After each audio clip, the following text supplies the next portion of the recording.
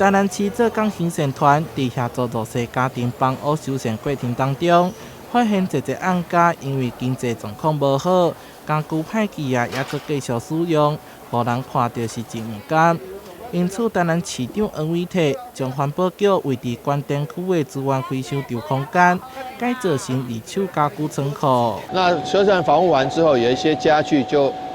必须要更新，不但是解决了这个一些比较弱势的民众，或是比较有急难的民众他们家里的功能正常运作，譬如说床。譬如说桌子，譬如说柜子。据点现场会当看到，由台南市无钢制洋工会带领一技工斗阵整理修复各式家具，经过因的卡手了后，将本色变黄金，黄金变爱心。劳动部长柯明春特别南下来关心，感谢行善团技工的辛劳。